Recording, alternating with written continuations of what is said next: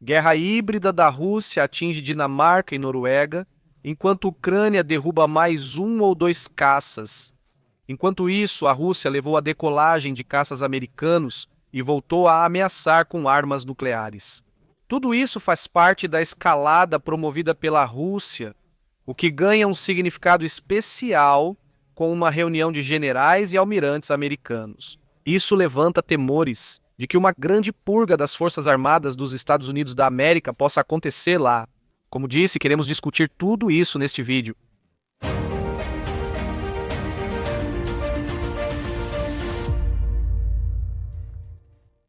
A Ucrânia derrubou novamente um avião de combate russo. Durante o voo de bombardeio em direção a Zaporizhia, a defesa aérea ucraniana atingiu o avião de combate. A tripulação também morreu, segundo relatos. O blogueiro militar russo Fighter Bomber confirmou de forma enigmática. Fighter Bomber é um conhecido e confiável blogueiro militar russo bem conectado. Ou seja, ele é aquele que frequentemente confirma primeiro a perda de aeronaves próprias, mas também costuma negar corretamente, com boas conexões, quando uma aeronave não foi abatida. Portanto, ele é geralmente considerado relativamente confiável. Interessante é que temos outro canal bem conectado, com informações privilegiadas, que até afirma que 2 Sukhoi 34 foram abatidos. Isso é possível, mas ainda não foi confirmado. O avião em questão, o Sukhoi 34, é um caça-bombardeiro com grande capacidade de carga, que normalmente utiliza de 3 a 8 bombas planadoras em operações contra a Ucrânia. Apesar de outros caças usarem bombas planadoras nessas missões, os Sukhoi 34 são os principais usados. Por isso, cada abate é de grande importância para a Ucrânia. Enquanto isso, caças russos levaram a Força Aérea Americana a decolar em alerta. 2 Tupolev 95 e 2 Sukhoi 35 invadiram a zona de identificação de defesa aérea americana. Os Estados Unidos da América então destacaram um E-3 Sentry, ou seja, uma aeronave de vigilância aérea. 6 aeronaves, sendo 4 F-16 foram acionadas e 4 KC-135 ficaram disponíveis para abastecê-las. Ou seja, no total, os Estados Unidos da América responderam com 9 aeronaves próprias para esse avanço dos aviões russos na zona de identificação de defesa aérea americana. Tudo ocorreu um dia após a declaração de Trump sobre a invasão russa, onde ele diz que a Ucrânia que pode dar certo para eles e que a Rússia é um papel. É de se supor que isso foi uma reação para, digamos, enviar uma mensagem também em direção aos Estados Unidos, expressando uma certa ameaça dessa forma, porque o Tupolev 95 é capaz de transportar armas nucleares. O principal aqui, no contexto, é uma zona de identificação de defesa aérea. Uma zona de identificação de defesa aérea não tem significado jurídico internacional real. Isso significa que a invasão é regularmente respondida com decolagens de emergência, com decolagens de alerta de caças. Qualquer nação pode, em princípio, declarar unilateralmente uma zona de identificação de defesa aérea. Essa é uma zona na qual ela exige que aeronaves de outras nações se identifiquem.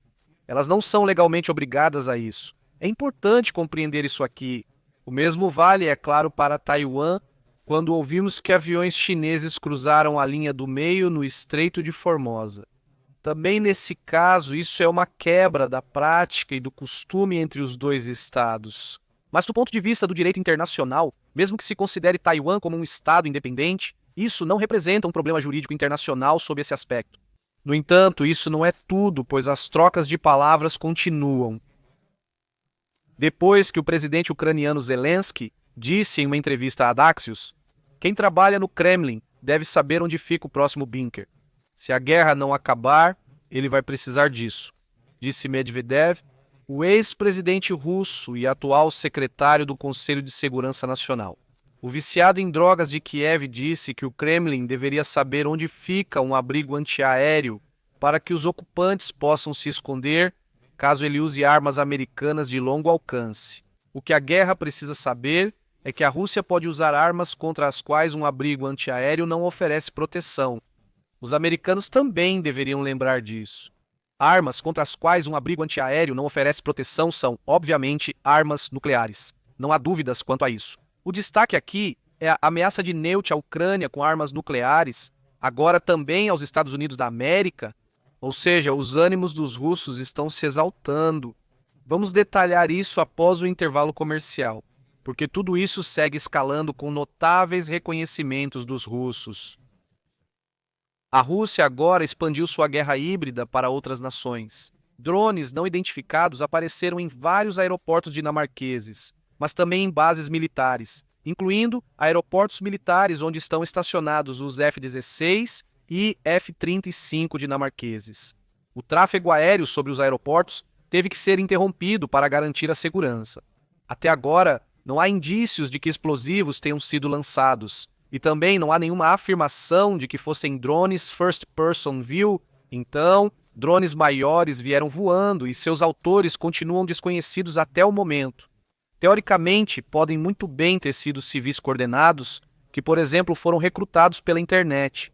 Isso não pode ser descartado neste momento. Curiosamente, um barco de desembarque russo foi visto a poucos quilômetros da costa dinamarquesa. Os russos já mostraram que conseguem lançar drones até maiores, de navios comuns sem pista, usando catapultas. Por exemplo, isso é perfeitamente possível. Ou seja, se esses drones foram lançados pelos militares russos, havia um navio no local, grande o suficiente, com espaço suficiente, para que isso fosse perfeitamente possível. Drones também apareceram sobre o aeroporto de Oslo, e a própria Dinamarca chamou isso de um ataque híbrido, ou seja, do lado dinamarquês espera-se um ataque híbrido. Isso deixa claro de quem se espera. Ninguém acredita que só pilotos amadores coordenaram drones em vários aeroportos. E como eu disse, isso também aconteceu em Oslo. Lá em Oslo houve uma prisão, parece que era um cidadão de Singapura. Aqui não está claro até que ponto foi uma coincidência ou se ambos foram coordenados. Mas isso, é claro, seria um indício de que possivelmente os outros sobrevoos na Dinamarca também foram realizados por civis, talvez até por civis estrangeiros. No entanto, como não houve um ataque cinético, isso provavelmente tem um ou mais dos seguintes propósitos. A grande questão é: por que os russos fariam isso? Uma opção seria para reconhecimento. Enquanto os drones não forem recuperados, não sabemos quais sensores estavam a bordo, nem que dados eles coletaram do solo. Depois, é claro, é sabotagem. Aeroportos fechados causam caos no tráfego e prejuízos econômicos. Quando dezenas, no final até centenas de voos são cancelados, isso causa um efeito cascata em toda a economia e no sistema de transporte, já que os voos de conexão também acabam sendo cancelados. Pessoas não conseguem ir ao trabalho nem chegar às reuniões seguintes. Isso causa um prejuízo econômico maior do que as companhias aéreas perderem alguns voos. Nos Estados Unidos da América, há cerca de um ano, drones maiores sobrevoaram aeroportos e outros locais. Até hoje, pelo que sei, não está claro de onde vieram. Teoricamente, poderiam ser civis, mas pela quantidade de avistamentos, isso é muito improvável. Por isso, espera-se um agente estatal, especialmente no caso dinamarquês. E os próprios dinamarqueses dizem alta profissionalidade. Tudo isso indica que não foram apenas alguns civis fazendo uma festa. Isso é basicamente intimidação. Podemos alcançá-los a qualquer momento. Isso provavelmente foi dito para a Dinamarca. Mas por que a Dinamarca? Bem, a Dinamarca já destinou 2,9% do seu produto interno bruto à Ucrânia como ajuda militar. Isso faz da Dinamarca, de longe, o maior doador de apoio militar em relação ao próprio produto interno bruto, sobre questões financeiras. Outros países também contribuíram muito, em alguns casos até mais. Mas quando se trata da capacidade puramente cinética, puramente militar, a Dinamarca é de longe o maior apoiador da Ucrânia. Ao mesmo tempo, também está sendo relatado: satélites russos também estão rastreando 2 satélites de reconhecimento alemães da Bundeswehr. E o interessante é que esse é pelo menos o 5º evento dos últimos 10 anos. Entre 2014 e 2016, satélites russos se aproximaram várias vezes dos satélites Intelsat. Em 2017, o satélite militar franco-italiano Athena Fidu foi rastreado. Satélites russos rastrearam um dos Estados Unidos da América em 2019 e 2020, e o Eutelsat em 2023 e 2024, mas também outros. Agora, este caso, ou seja, ao menos 5 grandes incidentes e dezenas de aproximações individuais. A intenção é incerta, mas podemos esperar e restringi-la. Pode ser inteligência de sinais, ou seja, interceptação de comunicações, o que é bem mais fácil de fazer. Quanto mais perto você estiver do satélite, que embora tenha uma antena direcional, naturalmente emite certa radiação para os lados.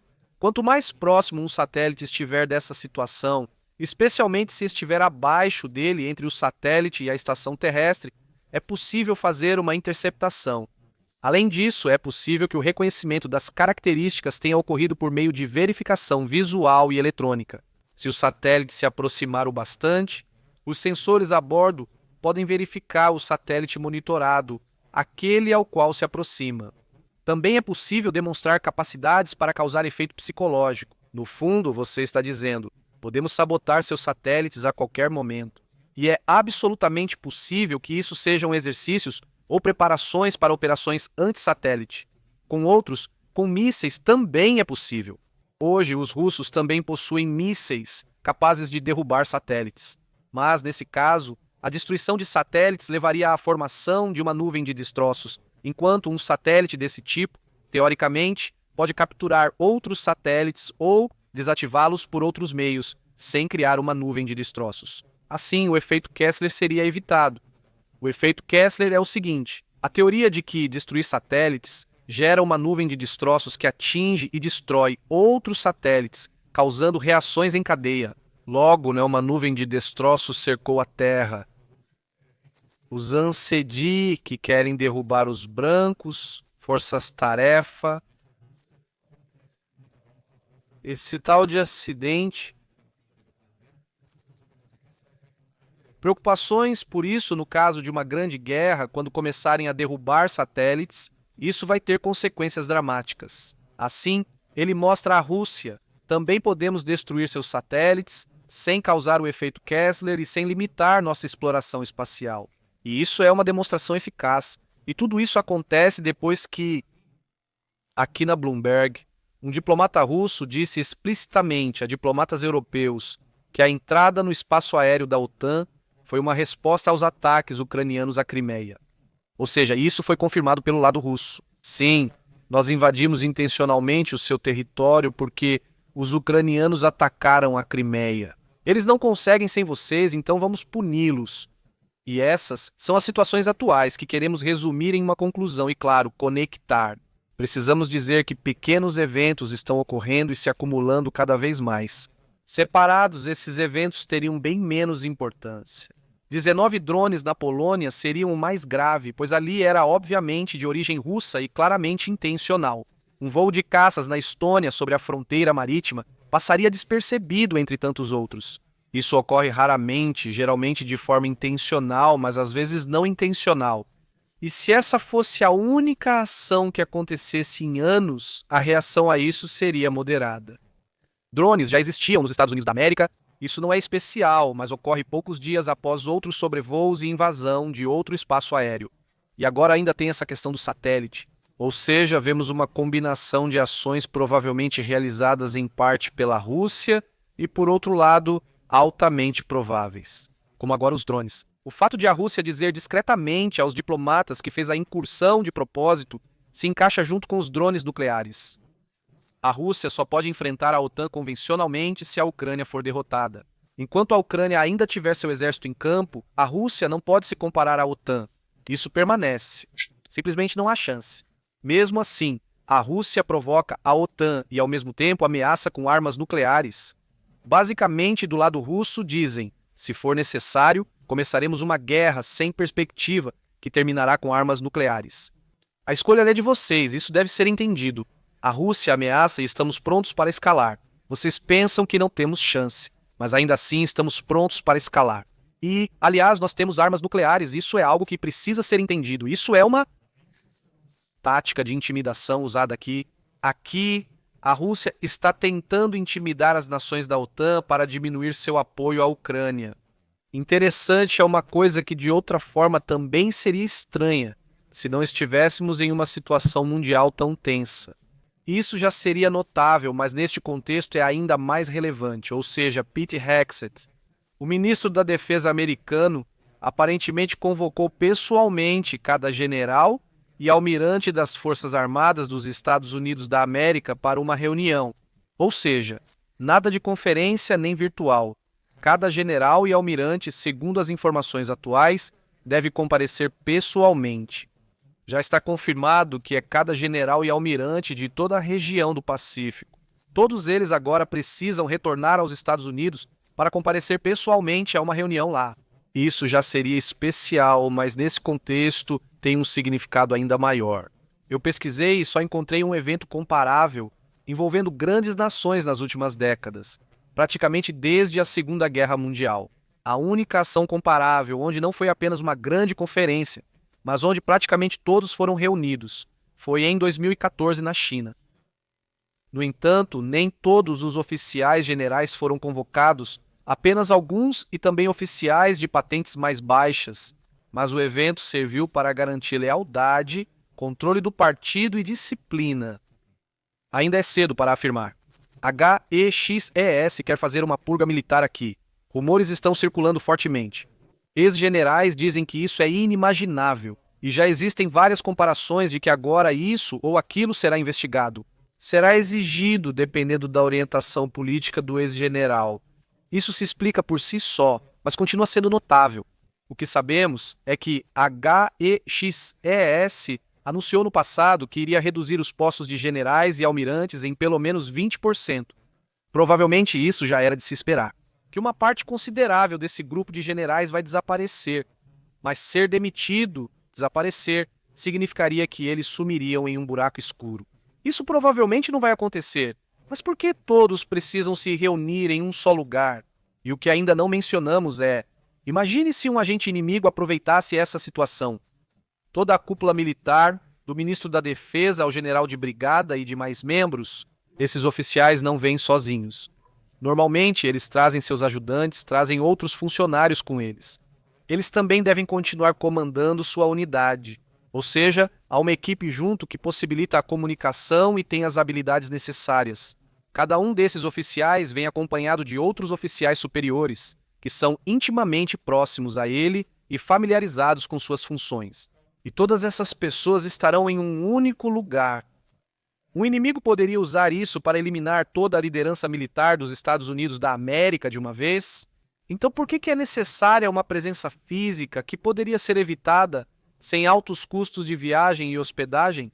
Isso obviamente gerará altos custos de viagem. Alguns deles têm aviões à sua disposição particular para viajar por aí. Também nas Forças Armadas Alemãs existem pequenos jatos particulares com os quais os generais podem voar conforme a tarefa. Isso provavelmente não basta. Então, provavelmente, aeronaves de transporte militar terão que ser destacadas, em parte, para buscar os oficiais generais. Tudo isso está completamente incerto neste momento. E se olharmos para isso, todos esses acontecimentos já são por si só algo especial, mas principalmente na combinação deles. Todas essas agressões da Rússia, mas também o acontecimento nos Estados Unidos, estão ocorrendo em um intervalo de tempo tão próximo, que uma combinação está se formando em uma situação mundial cada vez mais crítica, que é realmente notável. Se você quer se manter informado sobre essa situação mundial, então você está no lugar certo. E se você gostou disso, fico feliz com um joinha. Isso ajuda com o algoritmo. Se você é novo aqui, quero te convidar a se inscrever no canal e clicar no sininho. E se você tiver algo a acrescentar, use a seção de comentários. A transmissão ao vivo com o relatório da guerra na Ucrânia será amanhã às 20 horas, Alemanha, na rodada de perguntas e respostas. Ficarei feliz em te ver lá. Por agora é isso. Obrigado e até breve.